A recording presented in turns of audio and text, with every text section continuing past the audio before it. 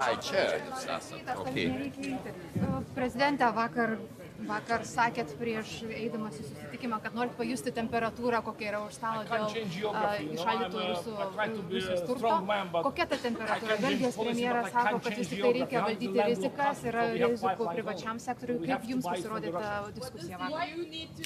Iš tikrųjų, situacija yra tokia, kad Belgijos premjeras išvardina bent keletą punktų, dėl kurių jis mato, kad šitas klausimas yra problemiškas.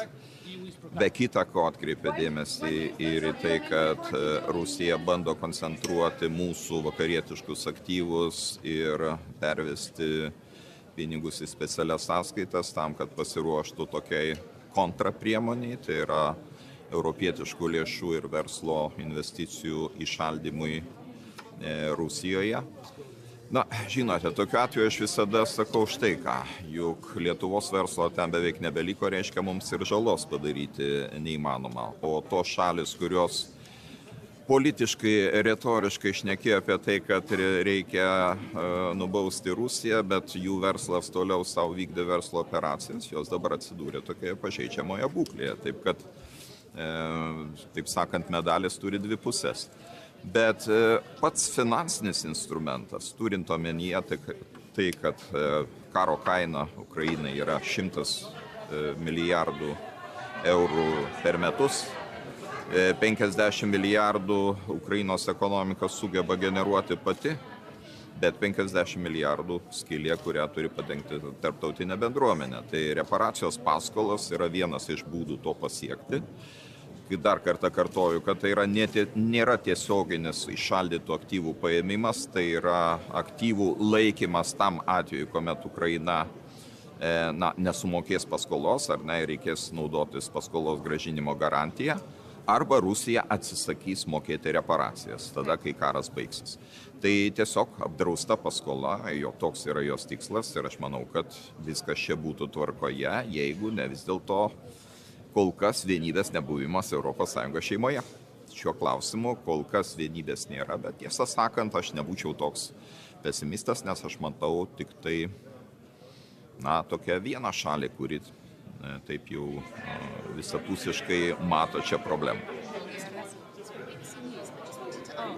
When do you think a drone wall could be ready, and do you think the UK could be invited to participate in it?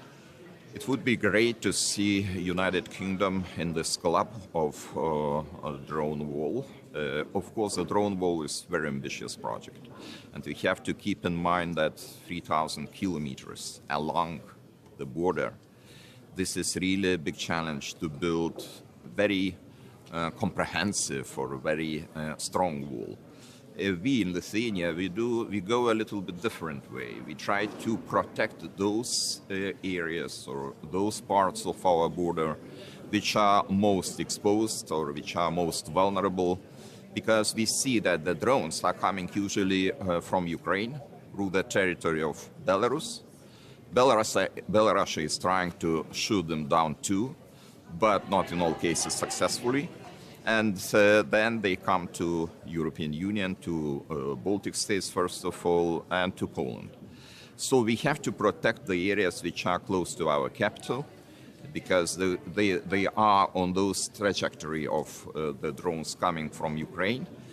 And it costs, of course, quite sufficient amount of money, but it's anyway cheaper than to build the wall or the system which could protect every inch of Lithuanian soil. Because in that case, probably we should spend more than our GDP. But when do you think this concept could actually be ready for Europe? It's a good question, but I think if this will start from this selective approach by building this drone wall, I think this is possible to build, at least the first stage could be completed until the next multi-annual financial framework. And maybe in the next financial document of European Union, it will be, there will be money specially dedicated for that purpose to go to another stage, second stage of building of the drone wall. But this is really the business we cannot complete over the night. And will you actually invite the UK to take part? We would be more than happy to see our friends from United Kingdom participating, and I hope that they will consider. Because, you see, initially we thought that this is the threat for the countries which have direct border with Belarus, Russia, which are really directly on the front line. Now the recent events in Denmark show that even countries which do not have the border with Russian Federation are exposed. No matter it's coming from the, let's say, shadow fleet in the Baltic Sea or from other sources, but all countries are exposed to this threat. United Kingdom not excluded.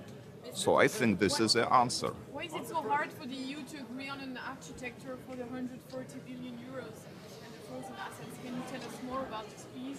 Because of some different opinions of some of our friends, and first of all Belgium, which sees a lot of risks by implementing this reparation loan and using of frozen assets of Russia. Russia tries to build also some system which leads to the freezing of our assets or the assets of some European countries in Russia. So showing that they would like to apply these countermeasures in case. And this is a problem for those countries which continued to have a business with Russia. For my country, this is not a problem because we cut off all our energy imports from Russia. We don't have the business entities in Russia, maybe some minor, but not very important. And so in that sense, we are independent from Russia's actions. But for some other countries, maybe it's still the problem. I think we have to proceed, we have to continue discussions, and I hope that at the end of the day we will find some solution, because this is highly needed. I already said it yesterday. The war in Ukraine costs about 100 billion every year for Ukraine. Ukraine is ready or prepared to pay about a half of this amount. The rest should be paid or should be compensated by democratic international society, in the community, not necessarily only European Union countries, because I am thinking about other like-minded countries, but we have to provide somehow these financial resources, and we try to do this.